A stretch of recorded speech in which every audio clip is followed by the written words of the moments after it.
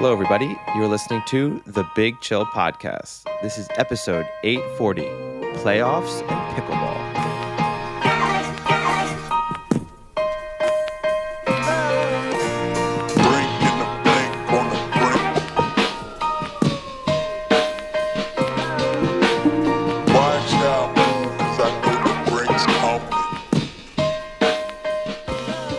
Hello, Big Chillians. Welcome back to the Big Chill Podcast. I'm Frank, joined as always Eddie.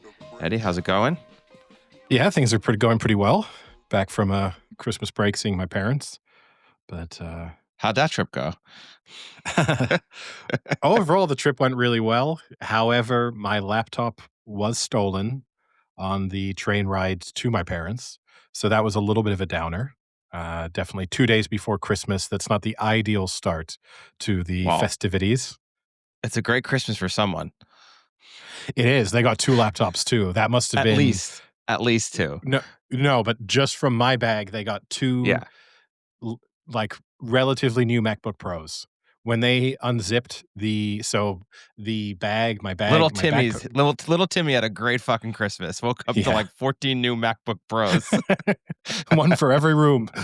We're going to treat our laptops like desktops now. They're going to be glued to surfaces. But the bag was above my head, and I have to admit, with hindsight, I could have placed the bag directly above me, but I sort of put it slightly behind me because I had 3 bags that I stuck above me, and the backpack should have been the one that went directly above me, and the other 2 could have gone a little further behind. But as someone who travels on trains pretty frequently and has never had anything stolen, I guess I'm pretty casual about those things. Admittedly, the risk here, right, is this is a train that has more than one stop. So you do have the additional risk there if someone can grab something and get off. And I also, we recorded a podcast the night before. I had stayed up all night the night before, so I did just mostly sleep on the train. So I was a pickpocket's dream from that perspective. But yeah, they took 2 laptops, 2 less than 12-month-old MacBook Pros. So, didn't realize until the worst part too, arrived, put my bags in my room, didn't think about it at all, didn't realize until maybe 6 hours after I arrived when I went to get my laptop out, and it was not there. And had the brief At that thought point, of did you pull like did I forget to bring it? Yeah, that was the initial thing. Which also would suck, because if the other one wasn't also stolen, you kind of have that in the back of your head, and then you take the trip all the way back home, and you're just like, no, wait, fuck, it was stolen. Admittedly, there was still a little bit of hope in me when I got home yesterday that maybe maybe when things were being packed, the laptops got taken out, never actually had the laptops in the bag, and I'm going to open up my apartment door and find the laptop sitting in the office. No Is that such what happened? joy. No. No. So, and it's not the end of the world, right? Insurance covers it. It's just a little bit of a pain in the ass to have to deal with that. It's nice that insurance covers it. Yeah, well, yeah. I mean, let me not touch wood. Okay. Hopefully insurance covers it. No reimbursements have been made as of yet, but according to my insurance policy. But this is my travel insurance that comes through my bank. That's the nice thing. So I have travel insurance on all trips, and as long as something is taken from luggage, this is the key, that it can't be, if I'd left it at my seat and then walked away, or if it had been my pockets, for example, no good. But being within a bag when traveling, it covers it. So, well, hopefully, let's hope Alliance comes through for me. So otherwise we'll be very angry about Bayern Munich and the Allianz Arena for a while. So we'll see. I was gonna say, they have an arena here in Minneapolis too. Yeah. If you want, we can go burn that down too. Yeah, maybe I'll do.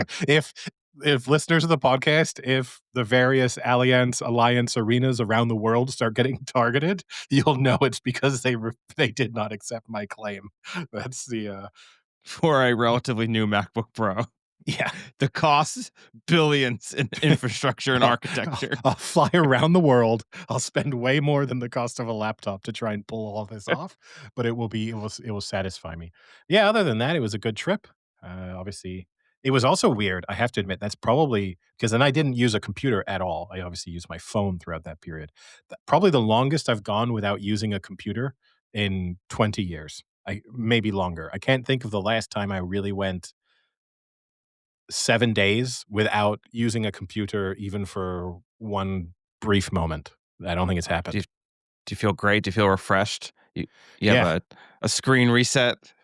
completely my brain functions completely differently now. I've detoxed from technology. Nice. Amazing. And it's a shame, obviously, because we've had lost episodes in the past. Those have previously been due to technical errors. This I had planned on editing the podcast on that laptop as part of the trip, and so we literally this time had a lost episode due to a computer going No, the missing. episode wasn't lost, Eddie. It was stolen from us. Yes, exactly.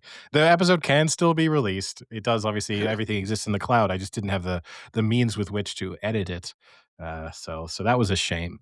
So because there are some good topics in there, and also some topics that, as we discuss some things this episode, I think we'll probably call back slightly on things that were mentioned. Now, I guess before we get onto the sport, I know you are currently in the midst of attending several World Under 20 Hockey Championship games. To get us Yeah. in that mood, I wanted to give you a little bit of excitement because tomorrow, as part of my New Year's Eve celebrations, I am going ice skating. So Wow. I will be making my return to the rink. So we'll see how that goes. That's quite a random activity for New Year's Eve. So, I'm in Paris for New Year's Eve, and they have the Grand Palais over the winter is an indoor ice rink, Oh, nice. and it's so booked some spots for New Year's Eve, a 2-hour slot. I think you had to go there an hour beforehand. Oh my So, God. yeah, there's security, there's long lines. So from Do you want me 4 to till send you some 6. skates real quick?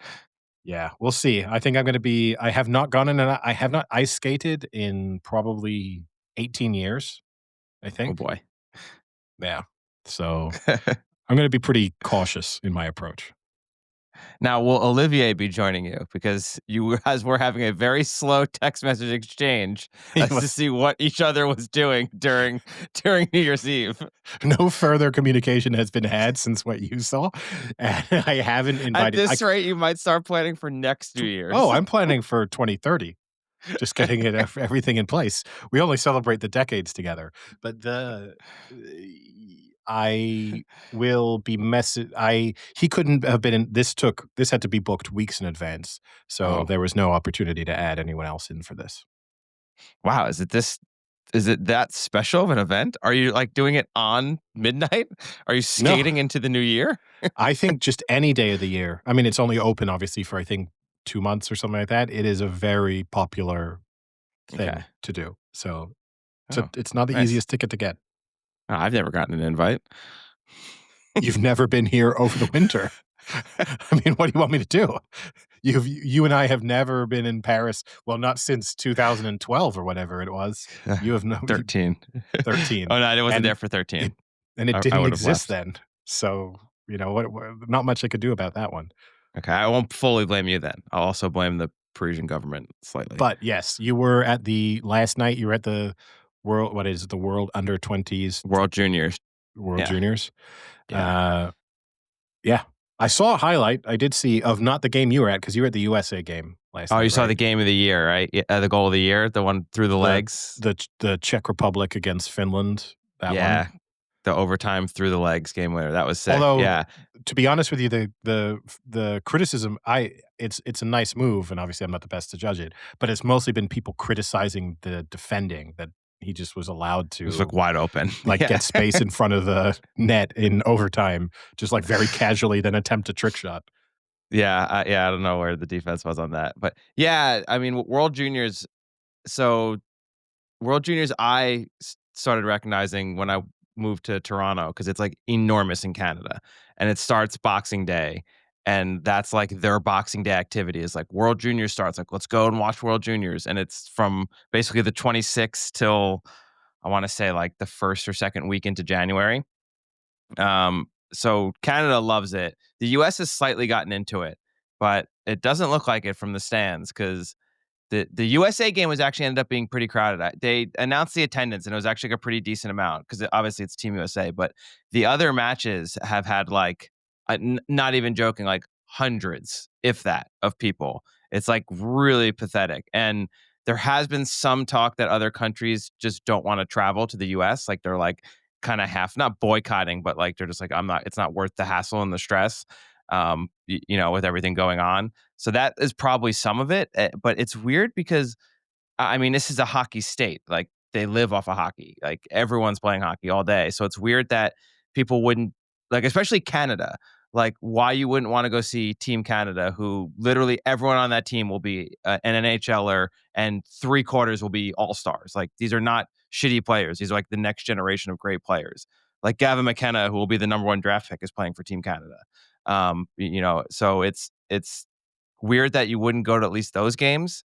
I can understand you don't want to go see, Latvia via, I don't know, Slovakia or something like that, even though they're probably still good players. But Slovakia taking strays on the podcast for they almost won yesterday against Team USA. And unfortunately, I made the great move of watching it. USA went down 4-2. And I said, I bet you there's some nice value right now in Team USA, and threw them in a beautiful double with the with the Rams. with a 1-4 value. You just needed the 25% cash boost. Beautiful. I thought this would be great. USA comes back. I get a nice, because at the time it was like over even money, and they were like 1-5 favorites to start the game. So I was like even money, and then I can throw in the Rams. We can go to the bar after, get dinner, watch the game. Nice little way to end the day. And then instead, I watched the Rams fucking blow it 13 times in that game. Um, but yeah, overall pretty good. So we went to Team USA to yesterday, and then we're doing a Canada game tomorrow on the 31st, and then we're doing two quarterfinal games on the second. So like one at 3 and one at 7, basically like back to back games. So like go to the first game, go grab something to eat, and then go back to the rink for the second game. And hopefully in one of those quarterfinals, we'll either get Canada or USA. We should, unless one of them happens to not get the one seed, then we might be in a scenario where we get like, well, I mean, we'll still get like Finland or Sweden, but it's which have good players and good teams, but also not. It's like nice to see Canada or USA because they're both stacked. Yeah, that's cool. And how much are tickets? Because you said they were surprisingly expensive given the low attendance. Surprisingly, yeah, expensive. So the USA ones were like 50, 40 to 50, like 45, I think, for It's not the Team terrible. USA game. The Canada game was 40 that we got. And then the quarterfinal games were 50. So I mean, not terrible, but And like, that's 50 for all seats, or that's 50 for your section, and if you went better, they'd be more expensive? yeah, if you went better, it'd be more expensive. So we're sitting in basically the same spot where we sat when we went to the University of Minnesota game, Okay, so those like are good 5 seats. rows back from there. They're good seats. Yeah, yeah. Yeah. They're not bad seats, but yeah, no, they're not the most expensive. But like for instance, today, I have some work things to do, and the arena is right by my work. One of them, it's there and at the NHL arena in St. Paul. And I told my buddy, I said, like, hey, I've got a few hours. I need to go to work. If you want, I know, like, and I think it is Latvia, and Slovakia. Maybe it's not Slovakia. It might be Latvia and maybe Czech are playing. And I was like, if you want to go watch that game, like while I go work, go for it. And he looked, and the tickets were like $8. So not all the games are super expensive. So, um, but yeah. But great Oh. game so far. Yesterday we saw it was 6-5 at finish, so we saw 11 goals in that game, which is pretty nice. That was a fun Yeah, I game. mean, that's, I guess, what you hope if you're fundamentally a neutral kind of attending games, right, is to at least see a decent number of goals. But yeah, that's cool. It's Yeah, nice. so we're doing that, and then during the days we're gonna go play some outdoor hockey on the outdoor rinks that are all open around Man, Minneapolis, you're which is really pretty cool. evolving into a pure hockey person. Yeah, Minnesota, man. Yeah. Till Gotta till you're embrace too it. old to play. Now, I guess transitioning into the world of professional sports. I did over the Christmas period on Sunday tune in to watch some of the Battle of the Sexes, the Kyrgios Oh, Sabalenka match. I watched the highlights. How the highlights, even the highlights were not worth watching. It was an embarrassment. I mean, And but, like, you gotta be more specific. So there was 0 atmosphere. There were weird additional the court looked weird. You know, we discussed on It a did previous look weird. episode the 9% difference to account for the difference in speed. Conceptually, okay, maybe that's interesting, but it just looked very, very bizarre. You had Sabalenka, who was appeared to be trying quite hard. Nick Kyrgios, who I think could have been anywhere else on earth and wouldn't have Yeah. bothered. He was just completely going through the motions. The 0 atmosphere in this relatively small arena in Dubai that was then packed with a strange combination of celebrities and former athletes. They featured Fat Ronaldo relentlessly, sat behind just with a smile that was never wiped off his face. I don't know how much they paid him to sit there, but I'm sure it was quite a decent amount. It was, it looked as if Nick Kyrgios was having a training session that he didn't want to turn up to, basically, I think Yeah. is the easiest way to describe it. He was incredibly patronizing of Sabalenka when she did hit good shots. He would do weird facial reactions. I mean, it was super condescending. If I'd been her, I would have been smashing a racket over his head midway through the game.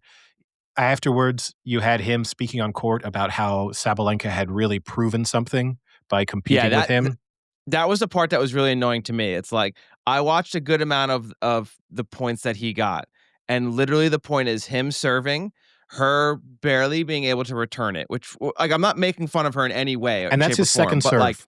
Because if we yeah, remember the rules, they each only had one only one serve. serve. So he was just second serving the whole Yep, time. yep, She was also doing so, but obviously had to put in a little bit more effort. But he was just kind of risk-free, heavy topspin second serve. yep, Something, and then like she would return it, and then he would, for the most part, just hit, like, either, like, a little drop shot that she couldn't get to, or go cross court that she couldn't get to. And again, like, I'm not criticizing her in any way, but what was annoying was then afterwards, he was like, "Man, she really put up a huge effort there," and it's like, you were at, like, 20% effort, yeah. or, like, wanting to be there. You looked like a little child, like, being forced to play when you don't wanna play the sport Well, anymore, I and for the most part, made her look bad. And then you're gonna yeah, get up on the mic and be like, "She put in one hell of an effort. That was really close." Like, it yeah. was not close. And it wasn't even close, and you didn't even try, and it wasn't close. Like, that would have annoyed me more if I were her, because she has to go back being like, "That motherfucker didn't even try, and now he's gonna stand here and tell me that I did a good job when, like, I was actually trying to put in effort." Like, I'd And be pissed if I were her. this is the problem. We spoke about it beforehand. This is the problem in selecting Kyrgios for this, is because part of it is he never really tries against anyone. So the defense of him in this scenario is that's how he plays against everybody. He could have been playing Roger Federer and I would have had exactly the same approach. And that's somewhat true. And that's the problem, is if she had picked someone who at least then you would have been able to say, oh, he wasn't trying. That's a shame. Or he was trying and that was actually a pretty good match. But you literally just had him. It looks like a dad playing with his son, I think is the easiest way to speak of it, where you're mostly just, oh, let's kind of get a couple rallies going. Ooh, you hit a good shot. Well done, Johnny. And then, oh, you know what? I don't want to be here anymore. Let me just win this point and let's move on. The only thing you could say about Kyrgios is he did look gassed midway through the first set. So his fitness levels, he's talking about making a comeback. This is someone who's played whatever it is, 4 professional matches in the last 3 years. He's supposed to be entering the Brisbane tournament in next week, and then with the views to possibly getting a wild card into the Australian Open in a couple of weeks. Based on that, there's no way he could play 3 sets of tennis because he was struggling in at that speed in 2 sets in 6-3, 6-3. So that's not a good sign for him. It's just a shame. It's such a Sabalenka did tremendous damage to the women's game in that match, honestly. And I hope I genuinely, we obviously don't talk about a lot of serious sporting issues. I think she should be incredibly apologetic. I think she should be embarrassed. I think she set back the world of women's tennis a decade, maybe more, in terms of deciding to have that match. And it's Well, just because I mean, shame. because we've talked about it often, where, like, I love watching women's tennis. Like, it is super fun to Yeah. watch, but it's not the men's game. It's a different game. Like, women's tennis is different than men's tennis in like the way they play, in the style, in like the strategy. Like, it's different, and that's fine. Like, it doesn't have to be compared to the No. men's equivalent of the sport, or the men doesn't have to be compared to the women's equivalent. Like you can have sports that are male sports and female sports, and they're both great sports. Like, you don't need to do this. Like, it's the same thing with hockey. I say it all the time. Like, I love watching women's hockey. It is super fucking fun to watch, but, like, I don't need to compare it endlessly to the men's game. Like, "Oh, in the men's game, they would do this or do that." Like, no, it's women's hockey. Like, they're playing a slightly different style, and, like, sometimes it's fun, sometimes it's not, and the same way with the men. Like, just let it be its own sport. Like, you don't need to compare it, and then you're gonna have those annoying ass trolls who will be like, "See, this is why you don't pay to watch women's sports," and blah, blah, blah. It's like, "No, you're just an asshole." Like, and Yeah. and and that fueled the fire for sure. No, 100%. I mean, it just sets back for the people and, yeah, we've discussed this previously. It's like saying, if you're watching the college football playoffs tomorrow and in the middle of this week, you're not watching it if you're a college football fan and constantly saying, "Oh, the an NFL team wouldn't have done that. An NFL quarterback would have made a better throw. NFL wide receiver would have caught that." Like, that's not how you enjoy college football, and you're right, that's exactly the same difference between men's tennis, women's tennis. They're slightly different, and it also bothers me. I kind of get what they were trying to do with some rule changes to try and somewhat level the playing field. I don't think the court changing in size did anything to address that. If anything, and again, the problem is anything you do is just gimmicky and stupid. She needed a first serve because she needs to be able to hit her best serve to even have a chance of sort of holding serve consistently. So, in the very least, it should have been Kyrgios gets one serve, she gets two serve. That still makes her look like a joke, and it's a real. It was just embarrassing. If I were the WTA, honestly, I would ban Sabalenka after it. I think she's just done such, and that's obviously not going to happen. And that's me being, super extremist, but she's done such damage to women's tennis. And the fact that she came out, she treated it like a boxer's entrance. So she came out in the sort of robe, coming out and dancing. And then she did the Macarena at one point during it. It just, yes, it's an exhibition and you want them to have fun, but she just looked like an idiot. He looked like an idiot. He doesn't Where care was because I was saying, it where was a was Ostapenko to say that Sabalenka's got no class? Where was she to get on her high horse there? well, maybe she will. Who knows? But Hopefully. and I like Sabalenka. I can't like Sabalenka after this. I like Sabalenka. I like watching her. I think she's a really good tennis player. She's fun to watch. But to me, this is like a heel turn in WWE. I now have to actively want her to lose. So whereas I think in every final Sabalenka's ever played, she has been the one I've wanted to win just because I quite enjoy watching her. I'm gone. I'm officially out of team Sabalenka.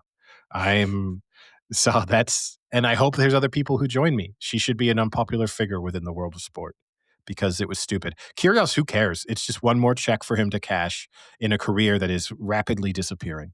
Sabalenka, it was lose-lose for her because had she won, people would have just said Kyrgios doesn't care anyway. In the end, it was probably the worst possible scenario, which was Kyrgios not caring and her losing fairly comfortably. I mean, 6-3, 6-3. Actual fact was probably generous to her, and he could have won 6-love, 6-love had he wanted to, and we all know that anyway. No one's denied that. Serena Williams has openly spoken about the gulf in, what would happen had she played the number 300 in the world. And look, part of the takeaway I will say to those being critical, saying, "Oh, look at that! That's the world number 2 in women's tennis, losing to 659th in the world in men's tennis." Kyrgios is not the true 659th best men's player in the world. He's tremendously unfit, but he might be the most talented men's player out there in terms of pure raw talent. He's just a Yeah. head case. But yeah, it was. There are so many other. If they'd wanted to do this, there are so many other men's players and to be honest with you, they could have done it somewhat similar to the original Billie Jean King Bobby Riggs matchup. Bobby Riggs was a misogynist, so I'm not saying. And Kyrgios in the end is also a misogynist, but we just haven't proven anything now. She could have at least Sabalenka could have played and I don't think they would have done it, but she could have played Federer or Andy Murray or someone, especially someone like Andy Murray, who's spoken so positively about the women's game throughout his career, and could have had a kind of genuine exhibition where she probably would have won because Andy Murray has one hip or zero hips at this point and kind of can't move. And okay, we would have all accepted this is her playing against a retired tennis player, but at least that would have been a bit more fun. And you would have known that Andy Murray was trying to win points at times. It was just stupid from start to finish, and it's damaged women's tennis and women's sport as a whole. It's a real shame. Wow, I didn't think you were even gonna bring up the battle of the sexes. Interesting. It genuinely got me worked up watching it. You know, like, it genuinely I was very annoyed watching it. I it's You hate watched it. yeah, I mean, to a large extent, yeah. You did the And opposite of watching that as I do for heated rivalry. yes. And I hate watch a lot of sports. You know, I also watched a bit of Arsenal this weekend and stuff. I hate watch them on a constant basis, but they don't get me quite so riled up, you know? Which, I guess we can transition quickly to the Premier League before we go on to the NFL and stuff. Congratulations to Arsenal, who their top goal scorer in the month of December is own goals. That's well done by them. 4 own goals. No one else on the Arsenal team managed more than 1 over the course of this month, so that's really good. Just looks like they're just blowing past teams. It's impressive. Spoken like a guy who had multiple Arsenal players on his starting 5 Oh, bet my bet Virgin account. yeah, shout out to Virgin Bet. Can you start giving me own goals as an option in the 5 scheme that they run? That Because would I be would like amazing. like, that actually would be interesting if you could just get own goals one weekend. That would be kind of fun.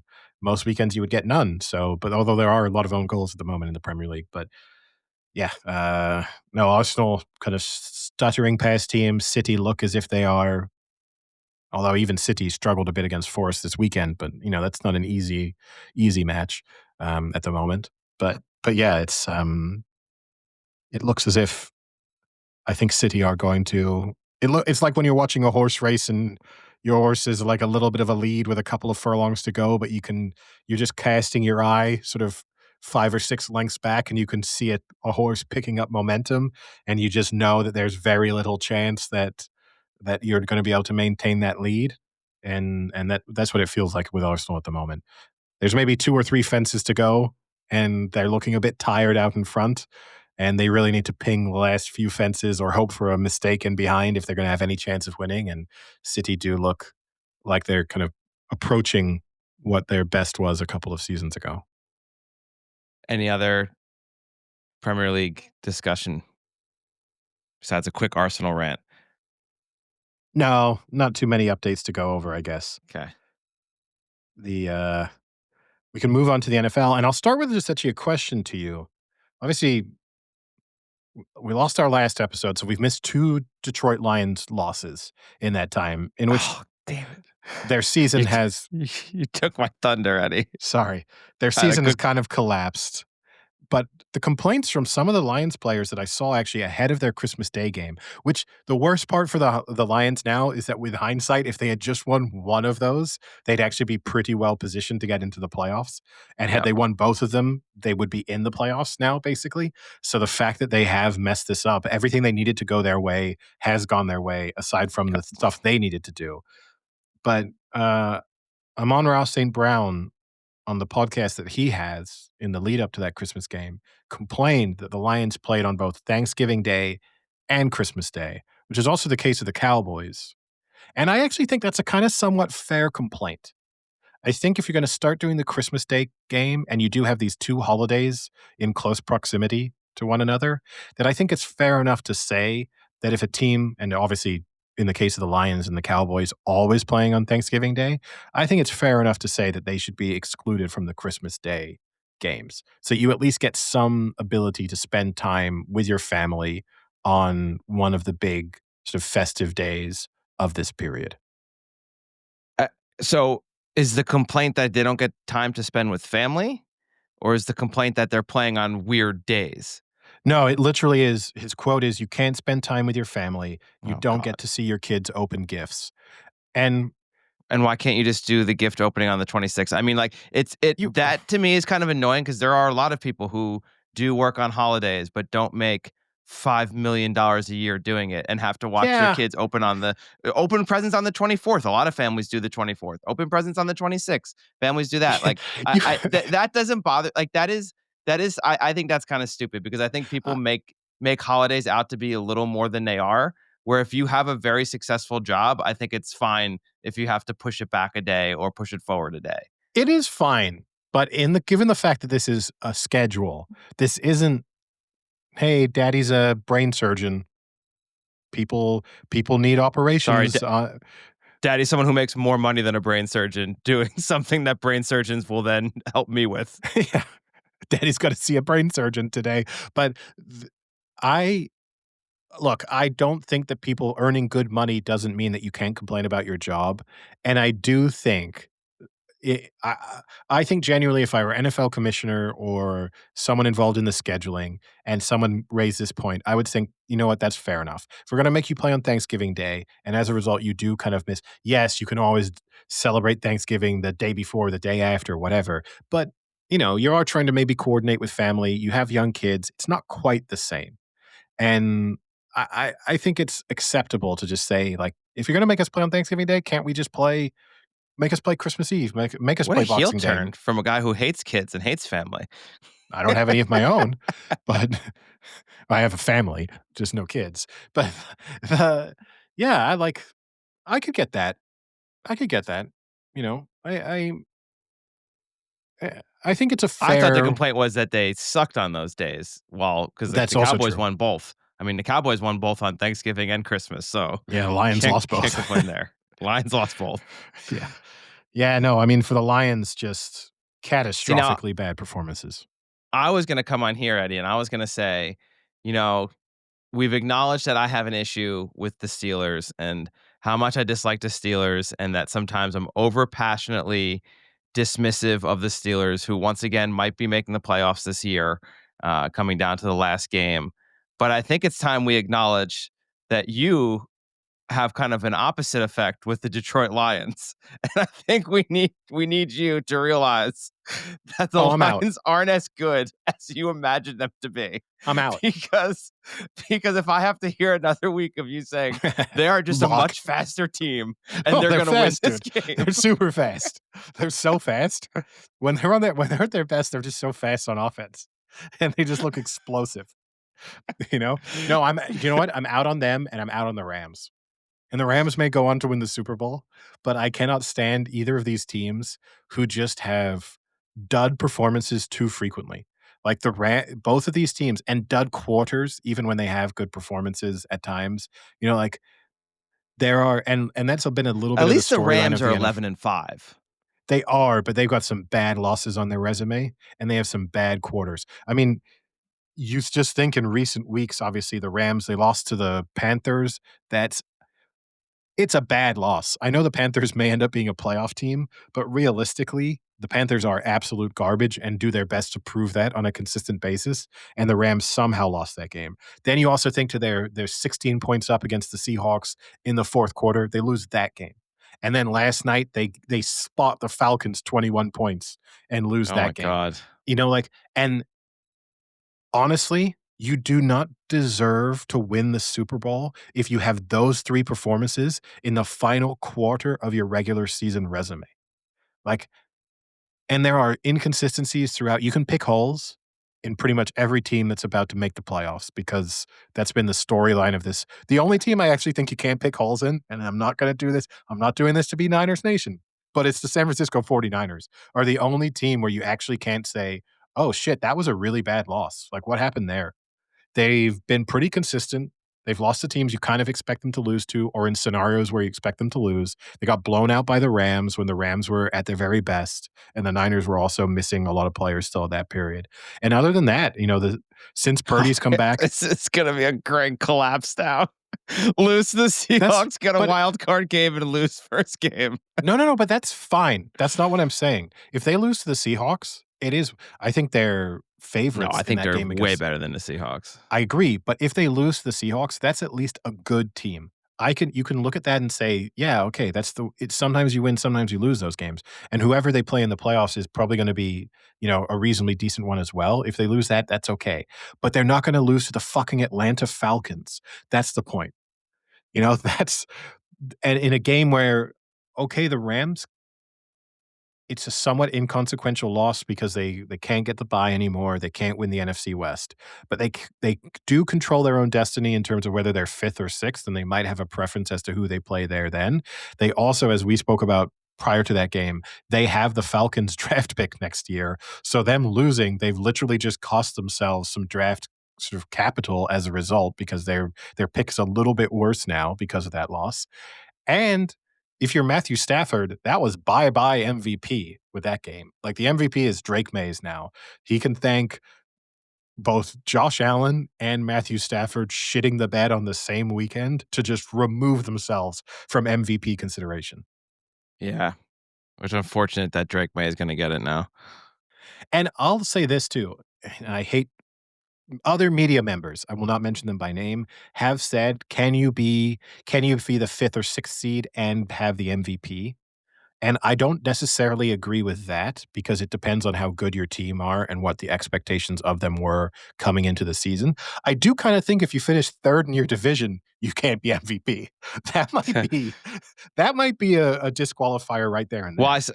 I saw on Instagram someone was saying, that there's now a strong case for Daniel Jones to be MVP because they were unstoppable with him, the Colts, and then since Daniel Jones has left, they haven't won a game.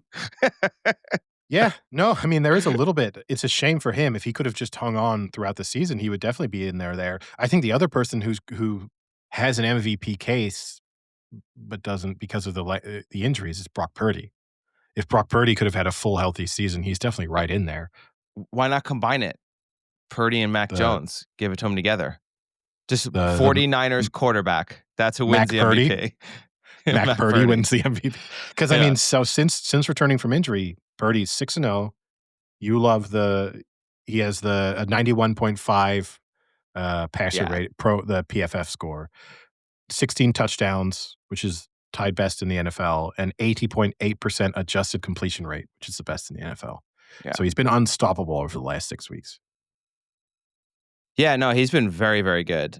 And what actually I like is he he does throw interceptions. You can get a pick off him, but like it doesn't affect him. It's not like Sam Darnold where he throws a pick and then you're just like, "Uh-oh, is it one of those Yeah, games?"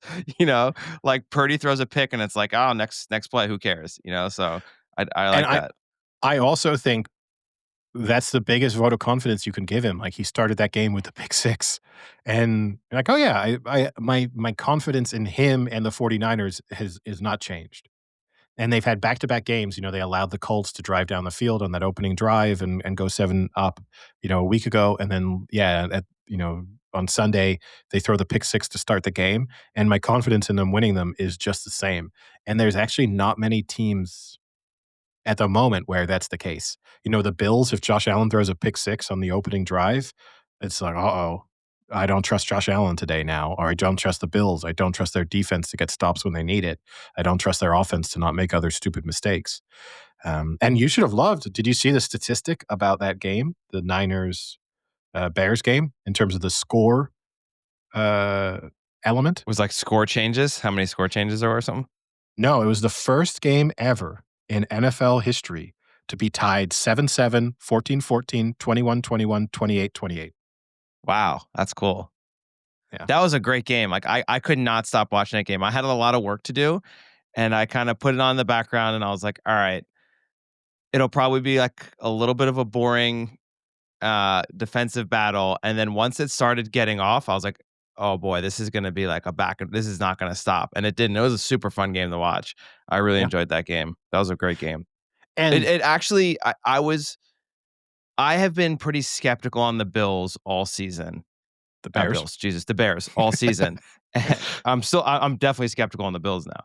I've been pretty skeptical on the Bears all season in that a lot of their good offensive performances haven't been against the greatest of teams. And admittedly, the Niners defense isn't the Not best great. defense in the NFL. It's not great, but the way that they were just consistently able to score like that is different. Like if they had just occasionally put up a touchdown here or there and ended up with 27 points, like, yeah, it's a good performance, but it's like I watched them, a lot of drives stalled out. They were just consistently like, get the ball, score a touchdown, get the ball, score. Like they went up and down that field. I was pretty impressed with the level of that offense. Yeah, for sure. It was one of those we say it often. I came away feeling better about both teams on the back of that. And whoever had if the Bears had managed to get that touchdown at the end of the game, I would have still felt the same way about the 49ers in terms of their offense looks like a buzzsaw at the moment, and it just feels like they're gonna go into the playoffs Yeah. knowing that they can score, 25 plus points on anyone and that they can be 14 points down in a game and have the confidence that they're gonna score enough. They need just one stop, one big turnover to kind of put themselves in position. And you do have to feel with Caleb Williams. I mean, there aren't many quarterbacks in a sense that I would rather have at the moment in a close game late in the fourth quarter. Like, okay, he came up just short in that. I don't love the hook and ladder play call that they had in towards the back end. That yes, they got the first down, and I know that the breakdown as the Bears have said, they thought that it was going to be in man coverage, and if it's man coverage, that's a touchdown. But it ended up being zone coverage, which they didn't pick up on, and so the Niners were able to deal with it relatively well. I just think it's either touchdown or the clock is running, and I don't love that when you don't have a lot of time to play with. Yeah. Yeah.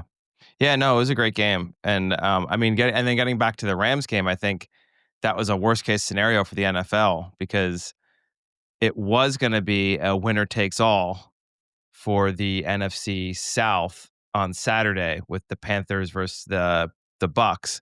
But now there's a scenario upon which if the Falcons can also win their game on Sunday against the Saints, it doesn't matter who wins that game on Saturday, and the Panthers automatically make it, even if the Bucks win.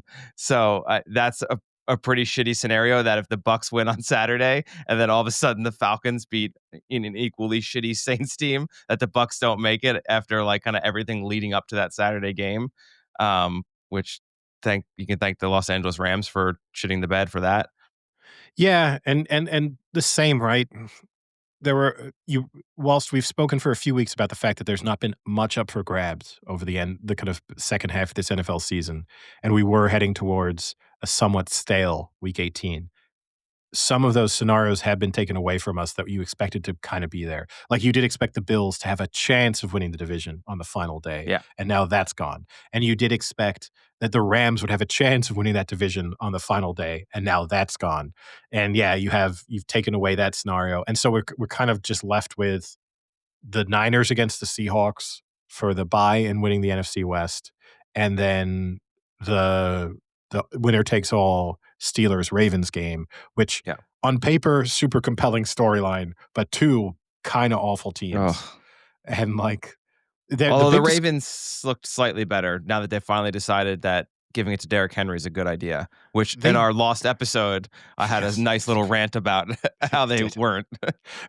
but did they look better or did they just play against a backup quarterback and a Packers team that was missing half of their starters, and it was close for long periods of that game, and then they really pulled away at the end. I mean, I Maybe. don't and we've seen this from the Ravens. I'm so struggling with this because, yes, everything from that indicates and everything we saw from the Steelers, how did that Steelers team beat the Lions and then put up 6 points against the Browns? Yeah. Like, how does that happen? And this is a tough thing with After the Shador NFL. Sanders threw one of the worst interceptions I've ever seen in my life.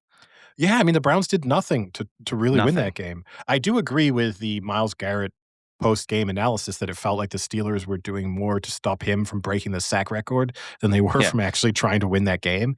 And I'll say this, I don't know if he gets the sack record now. Not in that I don't know if he gets one sack in the final game, but now he has the asterisk. We spoke about it like 5 weeks ago, whereas he's gonna break this record with 2 or 3 weeks to go, and no one could say the extended season played a part in it.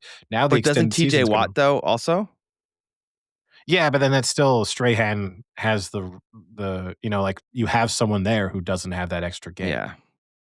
So, it sucks. Unless he has even if he has 5 sacks in the final game, he needed that final Needed game that to extra get there. game.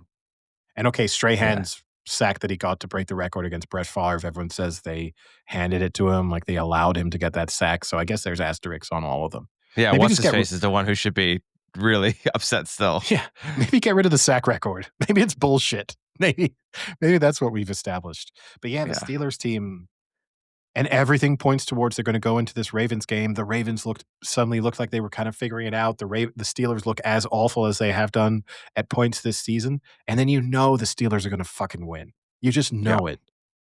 Like the Ravens will get in their own way. Aaron Rodgers will look 10 times better than he looked at the week against the Browns, and somehow this Steelers team will find itself in a playoff game. Yeah, I mean, you're right, not much after the NFC South game and then that one, the AFC North game. Basically winner take all, except like I said, that scenario with the Falcons. And then you have the seeding for the 1 seed in both the AFC and the NFC up for grabs. So if the Broncos win, they get the number 1 seed. If they lose and the Pats win, they get the number 1 seed. And if they both lose and the Jags win, then the Jags get the number 1 seed, which is a fucking insane scenario to think that the Jacksonville Jaguars could be the number 1 seed in the AFC. Um, yeah. Yeah. So and then other than that, you just kind of have some back end seedings a little bit, like the Bears. I still think you get like a 2 or 3 seed with the Eagles, so that go back and forth. The Niners and the Rams and the Seahawks can all either be 1, 5, or 6, basically, depending on how they all finish. No, not the Rams anymore. Are you sure? Yeah, after yesterday's loss, they're So if the Niners lose and then the Rams win, the Rams can't jump the Niners to 5th. no, the Rams are either 5th or 6th seed. That's their Yeah, they're only 5th yeah, or 6th, but I still think they yeah. can still jump into a 5th They if can I get they think if can the be a 5th Niners seed. lose. Yeah, they can still be a 5th seed, but Yeah. and again, like, I'm sure teams care about that, and they may be thinking about who their potential matchups are then in the playoffs, but it's hard to get too enthusiastic about, like, is this team gonna be the 6th seed or the 5th seed? Like, that's not exactly a huge amount of drama on the final day of the regular season, which a little bit of pushback, we're critical of some other podcasts now. The New Heights podcast and the Kelsey brothers were speaking about how the NFL is so special because it's the only sport in the world that packs so many games into this tight Sunday period. I mean, almost every sport in the world does exactly the same thing. Like the Premier League plays most of its games at 3 p.m. most Saturdays and then has a couple of windows the other side of it. Same goes for every European football league. Rugby's the same, cricket's the same. Well, They're it's just just none of the other American sports do it. That's basically no. But even then they do, like, you turn on any random night for NHL or any NBA games and they are all play there's lots of games going on at the same time. It's just that there's 162 games. So you don't Yeah. have the same like weekly must view. But yeah, the interesting thing is gonna be, I mean, the Buccaneers could make the playoffs with absolutely one of the worst runs leading into the so th and so They've their lost last 7 in a row, right? when they beat the Cardinals 20-17. So their last few games, they lost to the Patriots 28-23. I mean, that doesn't look that bad. They lost to the Bills 44-32. I guess that doesn't look that bad. They lost to the Rams 34-7. That looks pretty bad. Then they beat the Cardinals 2017. Even that doesn't look good because the Cardinals are terrible. They lost to the Saints 24-20. They lost to the Falcons 29-28. They lost to the Panthers 23-20, and they lost to the Dolphins 2017. Quinn Ewers and the Dolphins. Yeah, and the Lions last offseason raised the idea that they should get away with a divisional winner being guaranteed a playoff spot. Obviously, the Lions would love that if that had passed this year because the Lions would be on course to make the playoffs. I guess there's no way the Lions can raise it again this summer because it will look like sour grapes. But it's maybe time to say that the tough thing is, I guess, if you get rid of the divisional winner getting the playoffs, it's a little bit like the college football conversation. You may as well just scrap divisions because at that point, who cares? So at that point, you just throw NFC, AFC teams into schedules where they, there's no, you will play this team home and away every year. So that would be the one thing that would be probably too much of a change to be worthwhile. Any other, I guess, NFL? So, I mean, obviously, my frustration is in the New York Giants, as always. And I think I messaged our group saying it's one of the worst things about being a Giants fan is you have to suffer all the terrible seasons and all the terrible losses they have. But then even worse is when you finally think like this is the bottom of the barrel season, and finally you get the number one pick. You can either draft a new franchise QB or you can trade out of it, get a ton of picks, set your team up. You then fucking go out and beat the Las Vegas Raiders, who were clearly tanking, and the Giants just refused to get that memo. When playing on the road, too, if you're playing at home, I can slightly consider you don't want it to tank because your fans are paying money to go see you play. You deserve to at least give them something to watch. I'll buy that. When you're in Las Vegas and you've got fuck all to play for, I don't give a shit if, but the coach was still is a winner and he wants to win, or the players still want to win. Then you fucking put out the practice squad because there is no point in winning that game. And I get that players are playing for next season, but unfortunately, you had all fucking season to play for next season, and you did fuck all. So you've lost your opportunity to prove yourself against a shitty Raiders team. Like that was, I was more embarrassed that the Giants won that game than all the games they've lost this season. And now, unfortunately, they probably won't have the number one pick, which it looks like they'll have the number two. And I think there'll at least be two people that want quarterbacks. As long as two good quarterbacks even fucking come out of this draft, that will be the shitty part. But yeah, it's a little unfortunate for the Giants. Now, this is the third time they've done this in, I think, the last 5 years where they've been on course for the first pick. And then within the last 2 weeks, they've won a game to then knock themselves out of the first pick. So great job. Yeah, I mean, the tough thing is how do you beat a Raiders team that's definitely worse than you? You know, this is the it's all well and good saying tank, but unless both teams are just gonna automatically punt, like how do you Perfect. how do you beat a Raiders team that Let the also doesn't defense wanna play win? offense and let the offense play defense. Yeah, I mean, also, yeah, I mean, I don't that's the tough thing is it's like I agree with you, had they been playing the 49ers and somehow managed to win that game, then that's an easy, like, how did you let that happen? I mean, But, I don't think you start Jackson Dart first off. You just rest him. yeah, Like, he that's doesn't your need to only get hope. another concussion. And then you give the ball to Jameis Winston and you say, "Hey, you know how you always just throw a lot of interceptions? Do that more." Every throw, just deep ball it. I don't care if it's quadruple coverage. If you get some, you get some. But if you throw some picks, that'd be wonderful. And if you want, at halftime, you can go up into the booth and commentate at halftime. We don't care. Like as much time as you can take away from the actual field, go for it. You want to jump in and do a quick segment when your team's on defense? Go ahead. We don't care. Yeah, it's tough. It is a tough one, but I do get what you're saying, but I don't know if there's much that can be done against a team that has even more incentive to lose than you do. Um, the the only other thing I guess I would say from two things. You know, in our last episode, we spoke about the the pass interference calls against the Lions, you know, two weeks ago. And, you know, I'm not in favor of the late pass interference and kind of officials becoming involved in games on game deciding plays unless it is absolutely necessary. Oh, ruined And the then game you saw yesterday. and then you saw last night when there's obvious defensive pass interference, sorry, when the Rams are trying to get into field goal range, it would have put them comfortably into field goal range, and actually, seeing as it also stopped the clock with enough time to take a legitimate shot at the end zone to try and win the game, if not 2 shots at the end zone. That's where NFL instructions to officials, and I know it's different crews, need to be so clear. It needs to be, "Hey, either the standard," because you can't just tell them, "Call Wait, the wait, game the wait, wait. same So way." I'm confused now because you say that they shouldn't call calls should be like Slightly toned lessened. down A at the little bit, a end. tiny bit, yeah. Okay. So S to me, that was a close pass interference. Mhm. That wasn't crazy. So It you wasn't would say no crazy. call on that. I'd be fine with no call if the week before we'd seen no calls on the Lions game. But I think it's a bad look for the NFL to have back-to-back offensive pass interference called against the Lions a week prior, which is, "No, no, no, we call it no matter what. If we see it, we call it."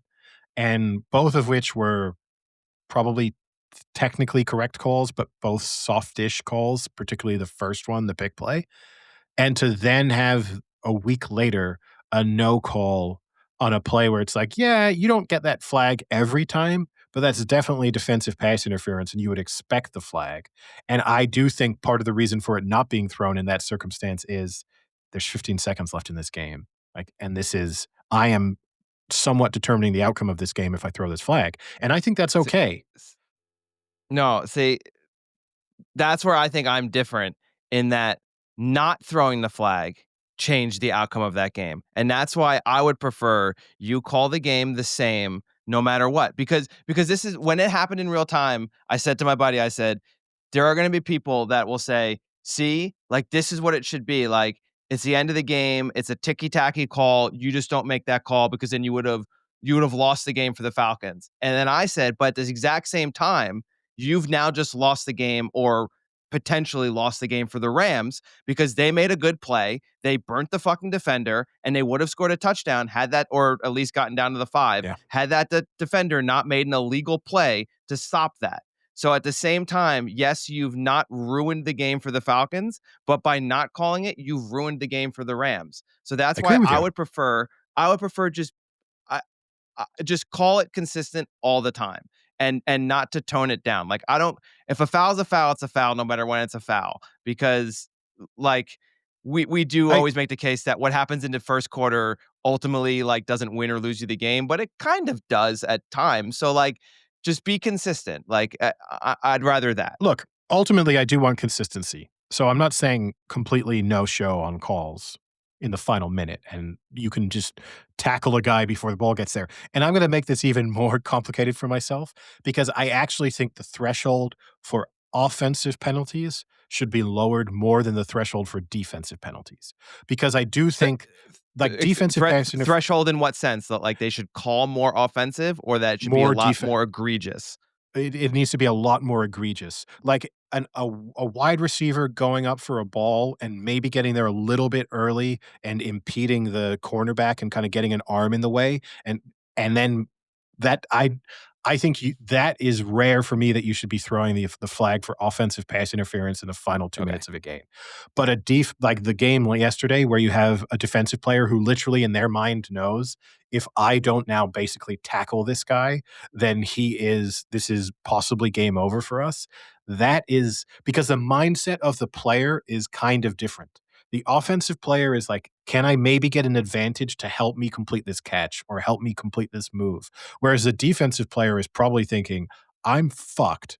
So I've got nothing to lose here because either I've just been burnt and it's game over on a touchdown, or I can just tackle this guy and therefore worst case scenario, they're getting a first down on the 15 and that is a better outcome no matter what."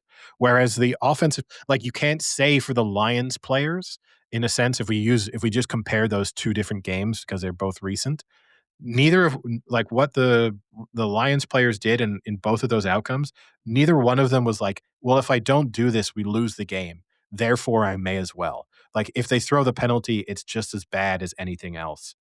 Whereas for the Falcons corner or safety, whoever it was yesterday, it literally is an easy equation of the worst case scenario is I don't tackle this guy. So I may as well go for Yeah. it. And if they don't throw the flag, I just got fucking lucky. It's like the famous the playoff game, the Rams Saints game, where the Rams just obliterated that Saints receiver. And it's like, yeah, it was either game over because he's getting the first down and you're losing, or you may as well try and hope that somehow a flag doesn't get thrown. Yeah. But yeah, all that to say, The I inconsistency is killer. the inconsistency is a killer. And, I yeah. And to summarize, because obviously it's a lost episode, if you're gonna throw one offensive pass interference call in the final 30 seconds, I might have gonna kind of gathered the crew and said, "Hey, guys, we've just taken away one touchdown. If you're gonna throw another offensive pass interference call, even if it's gonna be a fucking false start, it better be it better be the most obvious thing we've seen all Yeah. game." Like, we can't have 2, like, "Are we sure you should have called that in the final 30 seconds of a game?" That's not a good look either. And And I have to say the craziest call I saw in that the Falcons-Rams game, I don't know if you were watching closely, was the play where the Falcons intercepted the Rams, but it got called back because of the defensive offside.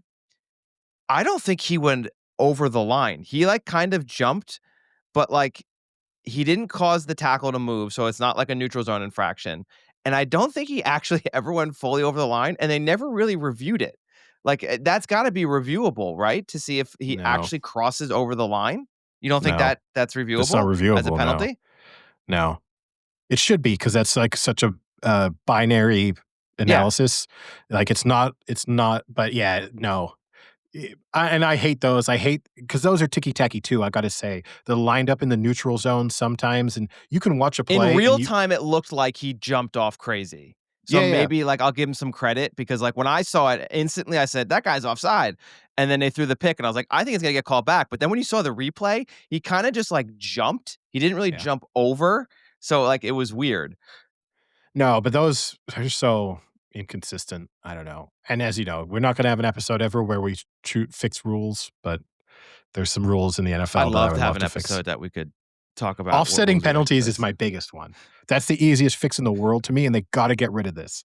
Offsetting penalties is the dumbest thing in the world. Like, the fact that you could have a slight you could have, like, a slight false start on the offense followed by a 70-yard defensive pass interference, they go like, "Redo it. Give it another Well, go." Just have no, the see, penalties offset the penalties with a yardage, and just do it yeah. that way. You're like, "Oh, that's a 15-yard penalty on the defense, but a 10-yard penalty on the offense, so it's a 5-yard penalty." Just do it that way. This whole replaying the down because two different, especially as sometimes the bigger penalty happens first, and maybe the second penalty wouldn't have happened had the first penalty not happened. And so it's such a That's stupid way to interpret it.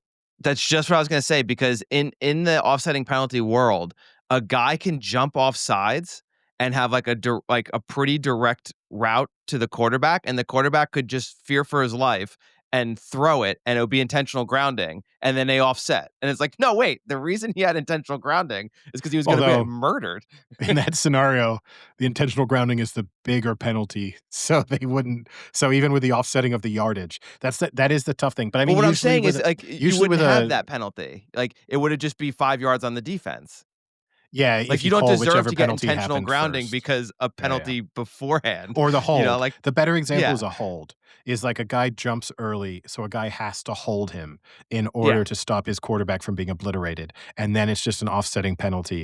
yeah. That's it's like, The okay, but he only wouldn't issue have with the offsetting penalty will be, like, some of them are automatic first down, so, like, do you give an automatic good. first down or not? Yeah, too bad. But you just change the you just change the wording in that scenario, it's a 10-yard penalty. You know, like, you just do that.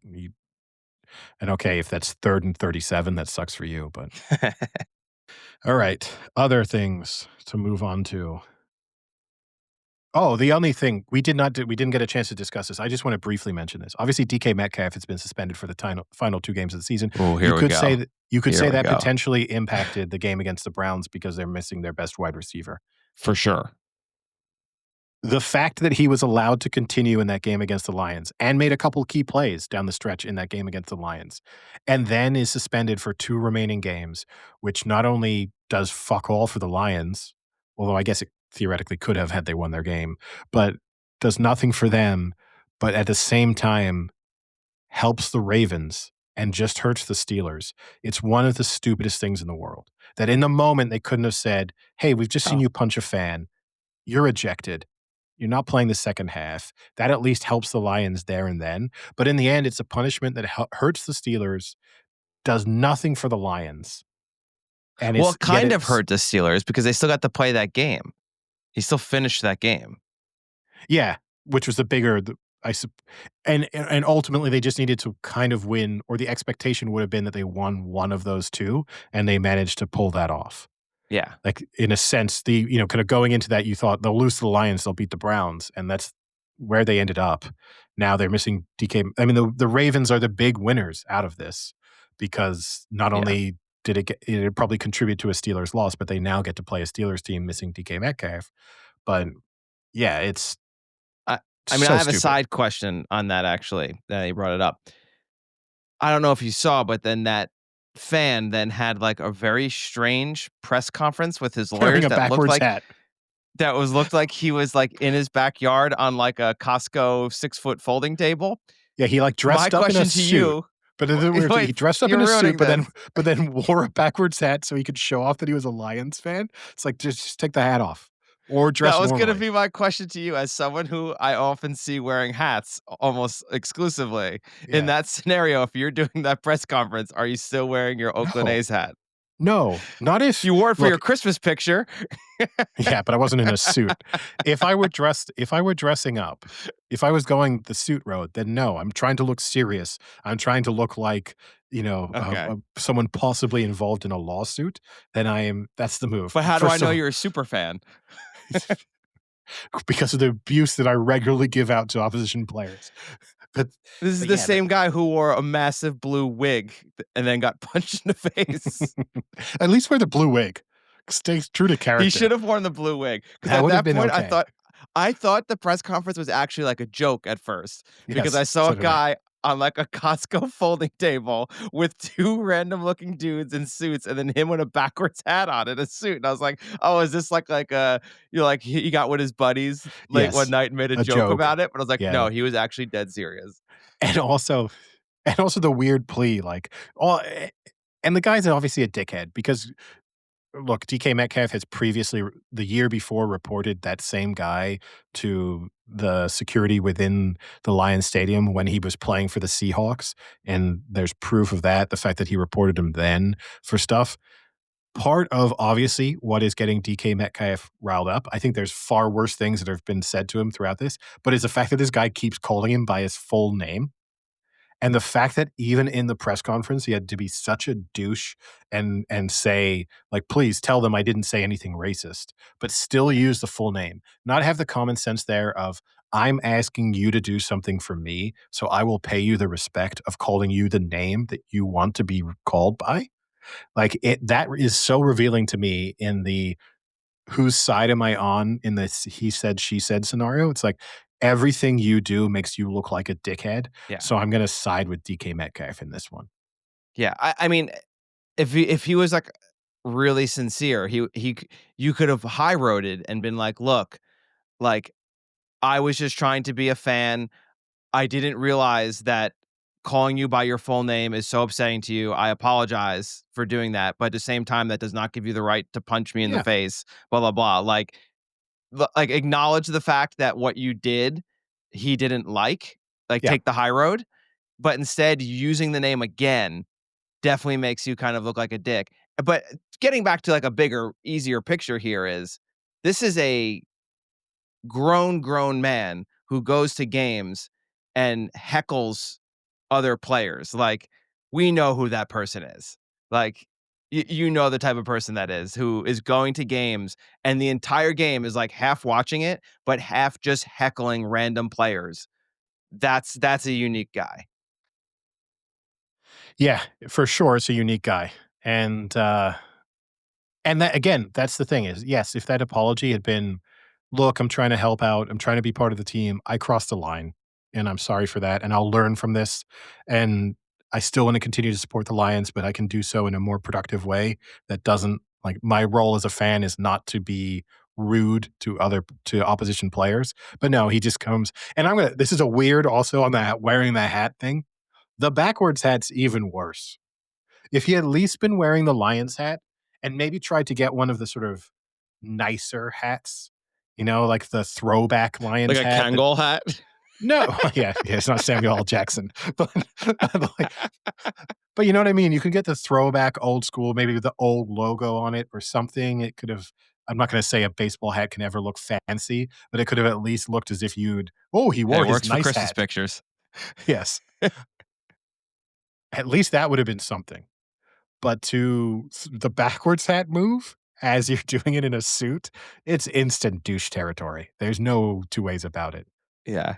I think this is gonna be my exclusive look. When I go to Ascot next year, I'm going full Backwards suit and a backwards backwards hat. baseball hat. Pulled really low too. He also wore it super, super low. I love But when yeah, people cover their eyebrows when they wear a backwards yeah, hat. Very weird move. yeah. And tuck your ears in. Yeah. Well, But I yeah, sometimes suck my ears in because every hat I get is too big because I have a small head. you do have a small head. We have opposite problems on that front. If only we could just take the middle of our 2 head sizes, we'd be normal. There you go. Okay. Speaking of interesting characters, Eddie, we didn't obviously discuss this because we haven't spoken since Christmas. But you took a nice, relaxing Christmas, spent time, with your family on the holidays. I kind of pulled a little different scenario, and I went to the only bar that's open 365 days a year in the Minneapolis area, and a bar that I one day hope will sponsor our podcast, and that's the Cedar Inn. Uh, Absolutely jammed packed on Yeah? Christmas Day at 7 p.m. There was not a seat to be had at the Cedar Inn. We got in, and there was 5 of us. So I had a few people who also didn't go home for Christmas. From the lab that stayed, we had raclette dinner, which was amazing as always, but not the best choice before going to the Cedar Inn, like to drink. I had the majority of us had like a cheese plug in the beginning of our stomach that like would not allow anything else to fit into the stomach. But we went to the Cedar Inn like I think around 7ish. Not a seat to be had. We had to like throw our coats on one of the only like chairs that was still available and kind of just standing room. But that they are the nicest people at that bar. Multiple people came up to us and were like, "Hey, we really appreciate you guys just like hanging in there and staying and like standing up and drink. Like a table will open up soon. Like, and if I see one opening, like I'll grab it for you guys." And I'm like, "Oh, cool. Like you work here?" They're like, "No, no, I'm just here drinking." Like just random patrons of the bar. And then at one point there was a table with an old woman. I would say probably like 70, 75 years old, and the guy came over and he goes, "Hey, look, I know that lady. She's super, super nice. I bet you she'd let you guys sit with her. Like, let me go ask her." And he like went over and like asked this woman if like the 4 or 5 of us could sit with her and like hang out. But like she had other people coming. So he came back. He's like, "Sorry, man. She's got a lot of friends coming, but like we'll get you a table. Don't worry. Don't worry." And eventually we got a table. We hung out. The craziest move of all was half of our party then ordered fucking wings Yeah, I saw after in the eating photo. a massive raclette dinner. They When then you're ordered a but when you're at dozen the Cedar wings, Inn, man. how can you not? It's true. It's true. I only had one. I didn't want any, but once they were in front of me, I had to have one. It was too good not to. Yeah, look, obviously, I enjoy spending Christmas with my parents, and it's nice, and I've never not spent Christmas with my parents, which I think is also part of the tough thing, because the prospect of kinda tearing the Band-Aid off of, things you do with your family, and I've never not had that experience, makes it a bit tougher. Obviously, there will come a time when they are not around. I very much look f I Wow, like that got dark. well, it's just true, you know? Hopefully, yeah, the sad way, hopefully they die before I do, because otherwise it's a lot more tragic. But, you know, so Then they can't say the same thing anymore. no, no. Their Christmases would go back to just pre-me Christmas, which probably was more enjoyable. But they the like I do, and when I've been, like some of the Christmases we spend in England, some we don't. Going to a pub on Christmas Day is I always think is nice. So I do think people think that going to a bar or going to a pub, especially depending on where you are, would be sad. But in actual fact, it's just kind of nice. I wouldn't want to be alone. Would be a little bit of a sad Yeah. moment of just rocking up and sitting at the bar by yourself, just knocking back some pints and some shots. That might get a little lonely, but with a group of people, I think it's a really nice activity. Yeah, we brought a nice like plate of cookies because I bought Oh, the a big Costco. platter Oh, you of you Costco stole the cookies. move from the egg guy. Did you resell them? Yeah, You I should thought you about should it. you should have I come made in. the These are joke. homemade cookies. I made that exact joke. I went in and I said, "The cookie man's here." And then the same bartender who told us about the Eggman was like, "Oh, did you make these?" And I go, "No, I got it from Costco, just like the Eggman did." And she thought it was fucking hysterical. You should have put your overalls on, come in, be like and said you'd had the whole process. "I milk the cows that we use to make these No, no, that we use because for the these Eggman cookies." puts the overall because he's the farmer. I'm a baker. I'd have to come in with like an apron with like And a hat flour on with it. flour all over you. Yeah, yeah. Just got him out of the oven. Oh, I think I left the oven on. Oh shit, I gotta run back real quick. Hold on. Let me get out my Costco club card or else they won't let me in. But Yeah. yeah, uh, I guess we can move on briefly to college football, which starting tomorrow. Oh, can I have one last just Oh, brief comment on the NFL? oh boy. For the Christmas game, Netflix, obviously the 2 of the games were on Netflix.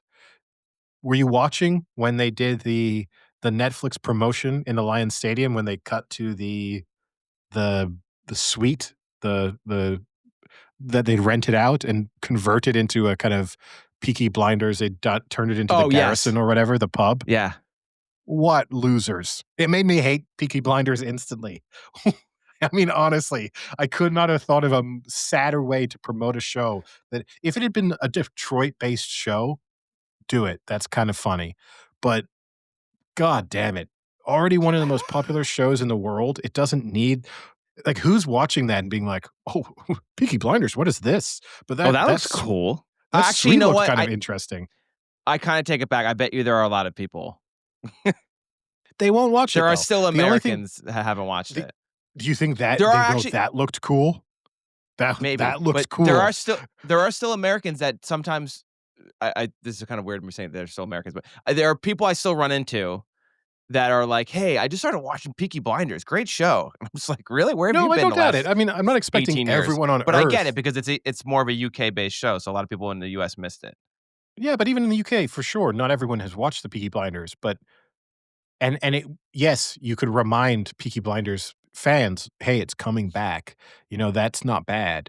But to do honestly just such what a dork fest to have for a show that kind of the aesthetic of Peaky Blinders is coolness, you know, and Yeah. actually I think it's one of the things that's made Peaky Blinders annoying to watch over time is people trying to then aspire to be Peaky Blinders in terms like, I kinda hate when we go to the horse racing in England and you just see so many people who, like, are trying to be Thomas Selby, as they attend horse racing, like, this is their Peaky Blinders outfit they're throwing on.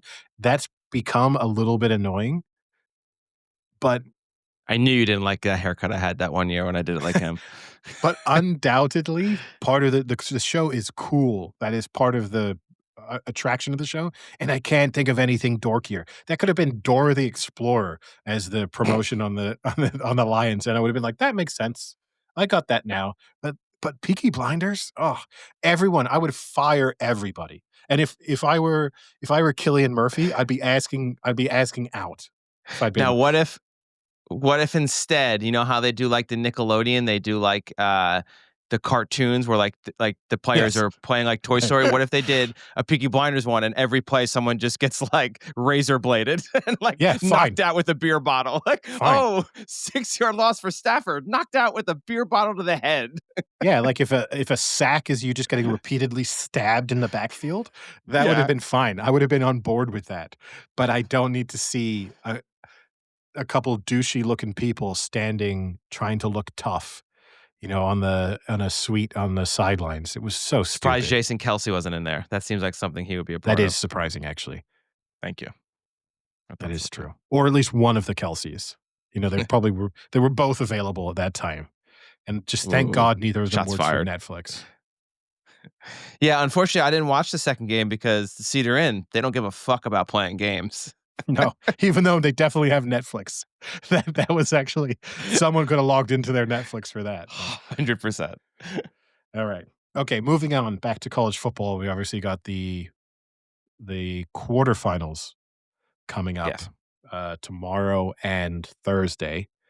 Yes. Um, Actually, one of the things I like most, I love knowing in my mind the nights that things happen. I like Boxing Day. I like the Boxing Day Test match in Australia. I like Boxing Day football in England.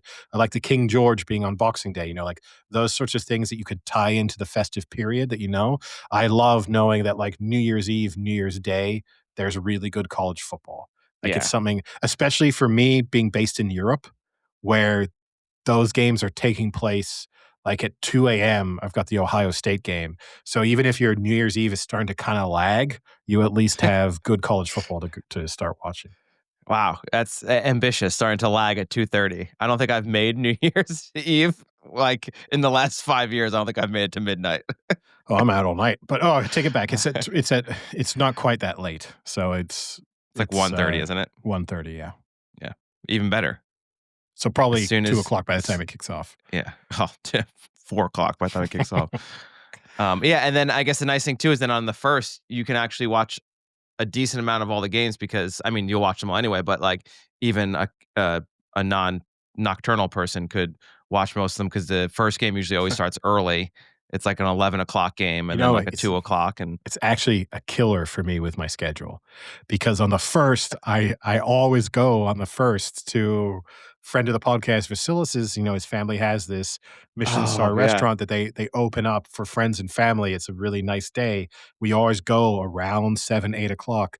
So it means that I am in the midst of a Greek meal when the Alabama Indiana game, which is probably the game of the 4 that I kinda wanna see the most, that game I will not be able to see any of. I mean, maybe the second half, maybe, but yeah. realistically, I'm probably missing it because I don't wanna be looking at my phone. That's the awkward thing, like, I don't wanna be sat there at the table looking at my phone, so I will try and strategically pick when I'm, like, gonna go off to the bathroom so that I can just, like, catch a glimpse at my phone, but, yeah, that's the only downer.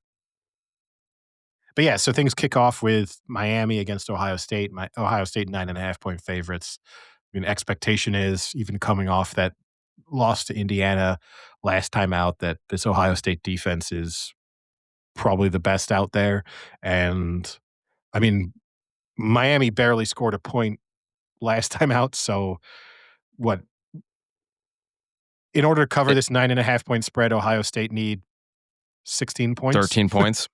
Like, yeah. Yeah, 9.5 seems so generous. It's crazy. I would have been okay with 13.5. It not only do you know If this is one of if those if we were ones like a gimmicky podcast who, like, guessed the lines of games before we actually saw the lines, so stupid. my guess is I mean, it's so dumb. I don't know who would do that because you can just look at the fucking lines before you start and know them all. It's pretty Yes. dumb. But if I were to do something like that, as dumb as it would be, Yeah. we'd call it, like, guess the upcoming lines or something stupid like that. Little Um, wordy, but if we tightened it up a bit, it would probably work. maybe take upcoming. I don't think we need Yes. upcoming. Maybe just guess Yeah. the lines. Yeah. Um, I'd say, like, this should be, like, 13. And the thing we should especially do as part of that, right, is definitely not see the lines and definitely not be people who bet a lot so that it would be impossible to avoid the lines anyway, and not Yeah. do something smart like submit the lines ahead of time and then not be able to change them in the moment.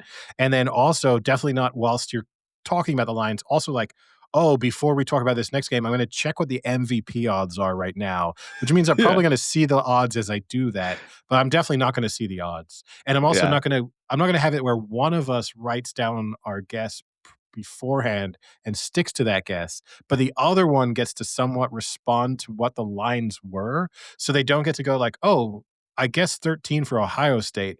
I was off, so 9.5 feels low. I was gonna guess 4.5 for Oregon, but given that fact, I'm gonna only guess 2.5 for Oregon. Oh, I'm right? Wow, that's cool." Like, that's I mean, there's just no holes in the premise, but other than that, it's really, really good. But yes, so No one will only a few people will no, understand that gimmick. that's what we're here for. We're just here just for the 1% of our listeners who also listen to a different podcast. But Good on you, Eddie. yeah, I will say, but the 9.5, not only that, but it means that Ohio State are like the money line of Ohio State to me is super appealing. And that's crazy to say about a team that are a little bit worse than 1 to 3. They're sort of like 2 to 7 in most places, so that's not exactly value, but I just can't see them losing. So just to be putting them into accumulators of like, "Oh, I would put them in at 1 to 10." So this seems like a bonus. I mean, Carson Beck, I would take the over all day on interceptions. That guy's throwing at least 2 picks. The only way Carson Beck doesn't throw 2 picks is if they refuse to let him throw the ball because they know he's gonna throw multiple picks. Yeah. No, for yeah. I think it's, it seems like a gimme. And then you Yeah. And kind of a shame in a sense, I suppose, that that's the New Year's Eve game because it's kind of the least compelling, or definitely is the least compelling. So it would have been nicer to have one of the closer games because there's a risk here that this is just Ohio State up by 30 entering the fourth quarter. Yeah. And But I think that's kind of what they want because they know most people maybe won't be watching that game. They'll be like at parties and stuff, maybe. and they'll be And then, watching yeah, Dick Clark's New Year's Eve. the next day you got 3 games: Oregon, Texas Tech, where Oregon's 2.5-point Great game. favorites; Alabama, Indiana, where Indiana's 7-point favorites; and Ole Miss, Georgia, where Georgia is 6.5-point favorites. Yeah, also a good game. Yeah, I mean, all three of those games are going to be great games. The Oregon Texas Tech game, I think a lot of people are just writing off Oregon and that this is going to be a blowout. It may well be, but I actually You think mean Texas writing Tech off Texas Tech? writing off Texas Tech Yeah. and writing in Oregon on all their bets. Sorry, there we go. Yeah, If they're doing it but analog.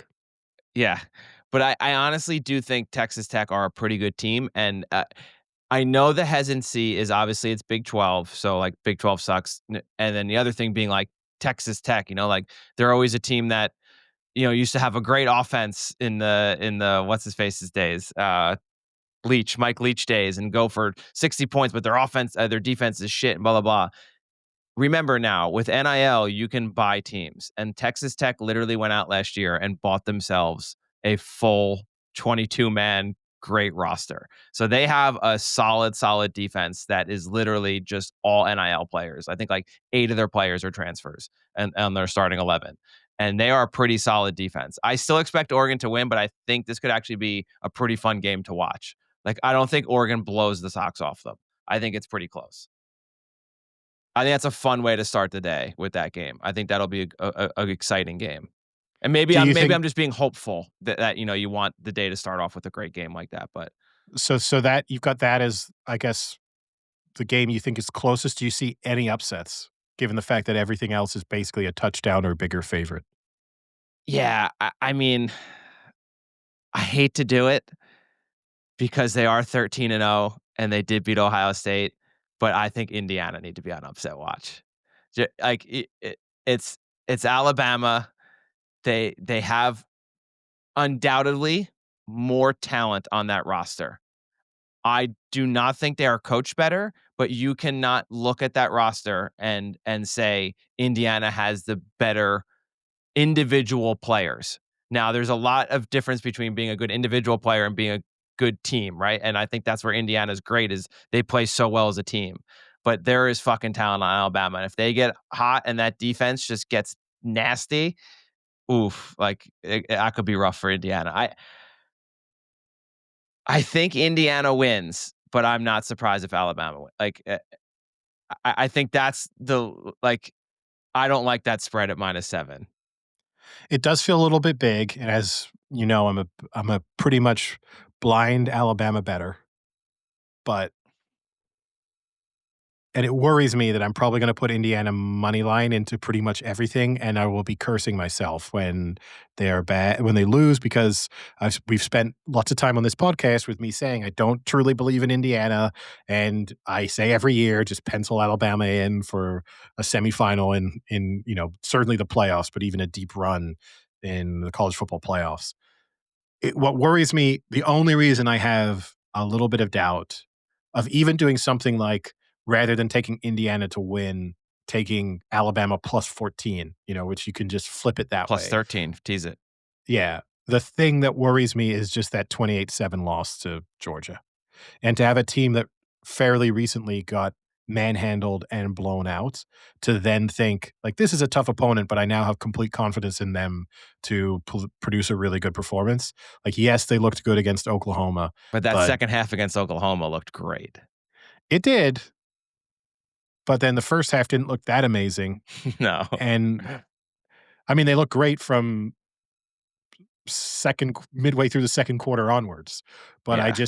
but then what worries me here is if they look bad for the first quarter and a half against Indiana, that could be game over.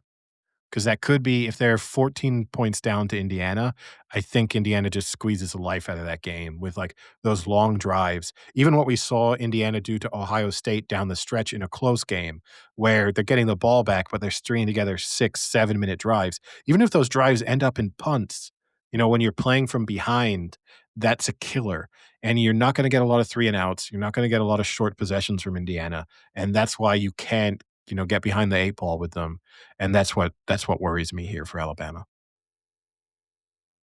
Yeah, I mean, at home, Alabama's only had one game that was within a score, and that was Ohio State when they beat them 13-10. Like, at home, they literally have dominated teams this year. And the only close games they've ever actually had uh, within a score is Ohio State, Iowa, and Penn State. They almost lost that Penn State game somehow. But I mean, they beat Oregon by 10. So you've beaten two teams in the college football playoff. So like they're not a fluke by any chance. Like I'm not saying Indiana's a fluke, but I do think that there is still a talent gap there. And I think you could get into a team where they're just on it. Like fucking Alabama's just so talented. Like Oh, I agree. everyone on their team is like a first round draft pick still, and I don't think that's gonna happen necessarily in 3 or 4 years. Like I think now that the Saban era is over, the wealth's gonna spread a little bit.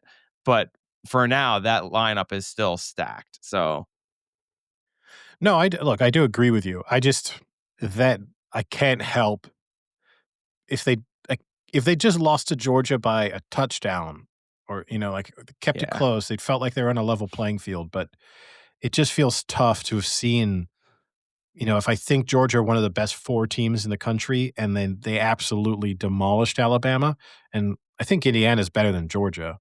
So, I don't know. And this is a tough one too, because you just got everyone talking about talent. I mean, Nick Saban was talking about how Miami's the most talented team in the country. That this is what he keeps sticking to. They didn't really put it on display last time out. I don't Yeah. think they're beating Ohio, but Yeah, and then I anyway. mean, I don't I think the other game too, I mean, the Ole Miss Georgia game, Georgia beat Ole Miss, but Ole Miss was winning that game into the fourth quarter. They were up 9, pretty sure. They were up like 2 scores going into the fourth against them when they end up losing to them. I think the only issue though is Ole Miss now without Lane Kiffin, you don't know what to make of them, and I think that's kind of why people are writing them off a little bit. But I mean, that could also be a really close game and a good game. I'm sure that'll be a good game. I mean, those are two super talented teams as well, and a game that when they played earlier this season, like went right to the wire, and was a back and forth game that whole game. So yeah, I don't think Georgia are going to be able to coast either. So No, but yeah, it's good after the first round to actually have 4 compelling games. Like, oh, undoubtedly, at least one of these will be a blowout because that's just the way it goes. If not 2 of them, maybe all 4 of them will be blowouts. Like, it's entirely possible. But at least kind of going into them, they look good on paper. and I forgot to mention, I said I would give a shout out. My cousins, Gabby and Nolan, are actually going to the Rose Bowl. So Gabby graduated from Indiana, and her brother Nolan is currently at Alabama. So a great opportunity for brother and sister to get to go to a Rose Bowl and root for opposing teams. So a pretty unique Are they sitting situation there. together? What? Are they They're s sitting together, but they're putting a board in between them. No, I was kidding. I Are they really? don't know. No. Yeah, Encourage they them are to have a sitting together. fight. Yes. A lot of good stadium fights coming out, videos coming out at the moment, so try and go viral, but maybe throw a Big Chill Podcast T-shirt on before you do just to get us some extra Yeah. publicity. Hey, they do listen to the podcast too. I actually got on their last road trip they were listening. So Oh, wow. Maybe we're road trip only. yeah, we're fun for the whole road trip. Yeah. All right. Any other sports-related stories to talk about? No, but I guess we can end on since it is getting a little bit up in the time here for our podcast, but we can end on the fact that you said you wanted to talk on podcast about my pickleball journey. Oh, yes. Uh, Give us so a breakdown. okay, You played in your first ever pickleball tournament, mixed okay, doubles so tournament. Tell so me I how it guess went. people won't have known, right? Because I think that was last episode we discussed that. It's gone. Okay, so we have my partner and I were a mixed doubles team. She was a former PhD student in my lab, who's now a postdoc in a different lab, and she played tennis in high school. She is very optimistic, very bullish on her abilities. She signed us up for January 17th. This was a week ago. She signed us up January 17th for our first ever mixed doubles pickleball tournament, the Minnetonka Open.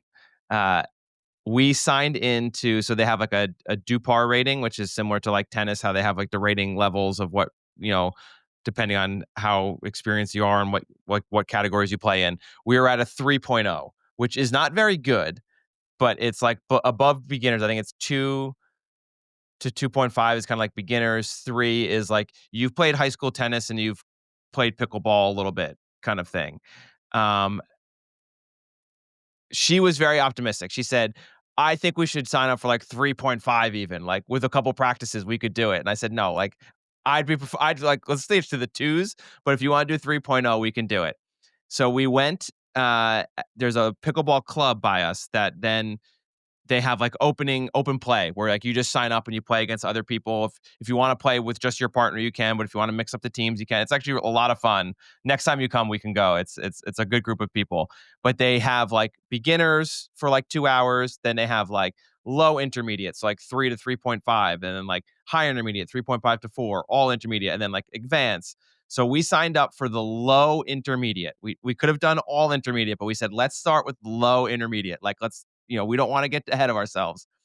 We then went, and the first 4 matches, we lost every match. Our first opponents were two 60-year-old women.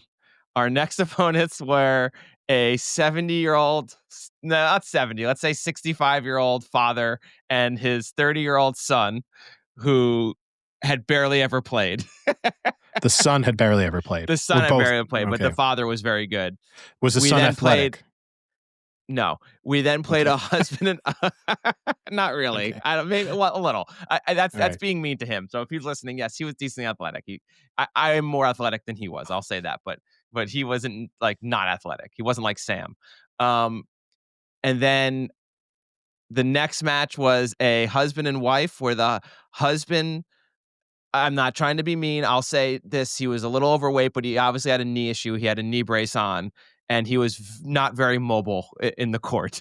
We lost to them. Oh It my got God. to a it got to a point where they were kinda like, "Hey, I know you guys are playing with each other and, like, trying to practice, but maybe we split the teams up. Oh. We Now gotta How about we rotate teams?" here's a question here. Were you, because sometimes it's hard when especially if someone's older or someone's injured, not mobile, Yeah. because you're like, "Oh, I would love to drop shot, but I feel like a dick if I hit a drop shot." Was Yeah. that part of the challenge here, and that you felt like you're trying to be nice and then they're beating you because in part you're trying to be nice?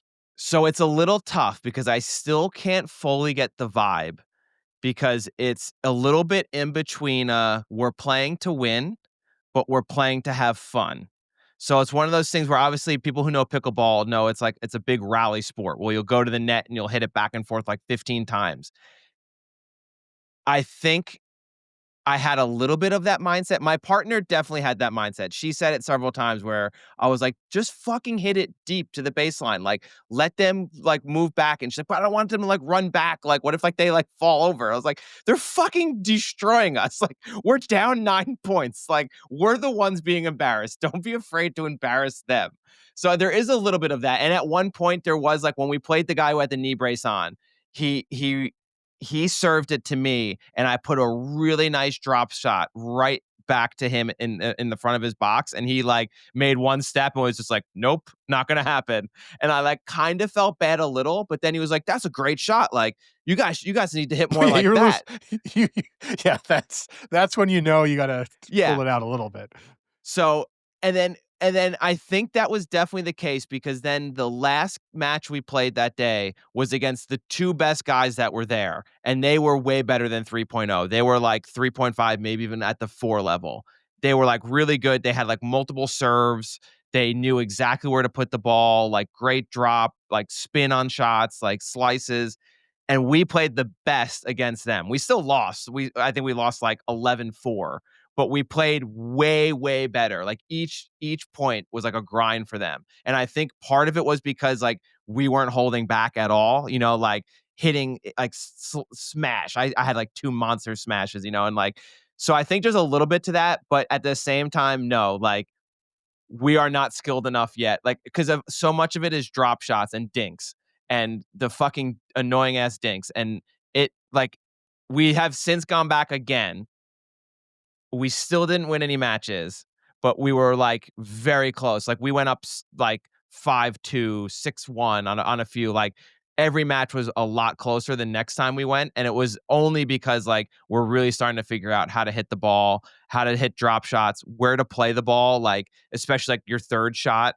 And a lot of it is like thinking of like you all the time being like, just hit it down the middle. Like I had a bunch of points, like like hitting it in the middle against doubles. Causes So chaos. we're getting better. I still think we Yeah. get smoked in this tournament because I still don't know what a true 3.0 is. Like I don't know what these people rank as. So So we'll see. my obviously never played competitive pickleball, but speaking from a tennis perspective, I would say you're not good enough to not be going full speed. So like Yeah, other than okay, maybe if they're really old or really immobile, the drop shot is probably the only thing that comes across as a dick move. Like, I think if certainly in the tennis world, if I were playing against a 70-year-old, it's only really a drop shot that you would be like, "Really? You gotta do that?" I think everything else for you is fair game. I would yeah. hit everything as hard as you can. I would See, be the willing one to I'm move them holding back around the on the court. most is my serve. Like, I've actually gotten my serve pretty good. So, like, when Hallie and I just play one-on-one singles, which is a completely different style, singles and Yeah. doubles are, like, very different, but when we play singles, I'll, like, serve to her as hard as I can, and I am fucking crushing like, my serve has actually gotten pretty good, but I would I'm not going full in on my serve. oh, go full speed on the serve because it's pickleball, so, like, realistically, there's no excuse to not be able to get a serve back. You know what I mean? Like there's no physical risk. You don't have to move that far, Yeah, so I think you go full speed on the serve. yeah, And we then might have to. the drop shot is the only thing that you have to sort of Yeah, slightly but be. that's what we need to practice the most. Yeah, no, eventually that will come. I mean, in a tournament, just go for it. Don't hold Oh, in a back. tournament, I'm gonna be like number one asshole. I hope we get kicked out of the tournament. Oh, the other thing that's really funny, Eddie, is so being Because just around in you. Oh, just god, to say, if you've lost to a 70-year-old, the holding back can stop. You know, thank you, that's the analysis I would say. If the postmortem of, "Hey, are we trying a little bit too hard? No, we just lost to someone over twice our age." I think that's when you say, "You know what? Let's we can push it into 5th gear." thank you. Yeah, no, but the funny part with pickleball, so obviously being around you a lot and watching tennis, the like when you hit the net and the point goes over, you have to do like the apology. And I've been very good at it. Every time I do it, I'm like, oh, I'm sorry, I'm sorry. In pickleball, it's actually encouraged. Like I've done it a few times where I've hit it and I'm like, oh, sorry. They're like, why are you saying sorry? That's the perfect shot. Do that more. You guys should be doing that every shot. And I'm like, wait, what? So like Yeah. people aim to hit the net in pickleball. Like that's like a legitimate shot. Yeah, I mean, because it's the assholes who can't crack it in tennis or shifting over there, so I get it, Ooh, like shots fired. I mean, you got less space to play with, so I do understand to a certain extent. It's a good shot, but yeah, it's yeah. Especially with like a dink or a drop shot. Like if you can almost like hit the net and it literally just drops right down in front of the net, they're like, "Oh, that was beautiful. Do that But every I do shot." And I'm like, "I but don't I do try and think do that's a that, man." I do think that's a difference. If you don't have to apologize if you did it on purpose. It's the apology is for the luck, that's the difference. So if you didn't mean Well, to it's do it all and luck for me. then apologize after every shot. But yeah. Yeah, we'll see. So we still got a few weeks. We're doing like once or twice a week we go and play with these people. I honestly think the next time we go and play with most of these people, I think we can beat most of them. Let's see. Looking forward to the update. At least I know I'm getting better. I mean, my partner's the one that's now starting to hold us back. I beat her in singles last time, so All right. Well, you better back that up with a good performance then. maybe I'll get some on tape for you. Please. All right. Anything else? Uh, no, so I finished Pluribus and I also finished Heated Rivalry season finale. We'll save that for the New Year's Eve treat then. We can Perfect. Okay. have a more detailed discussion of those two shows. Great season finale for Heated Rivalry. Great show in general. For anyone who wants a good romantic drama show, I highly recommend Heated Rivalry. And if you like hockey, a bonus. You'll get about 30 seconds of hockey an episode. All right. Well, I guess with that, then we'll call it a day. Sounds good. I'll talk to you later. See ya. Cheerio.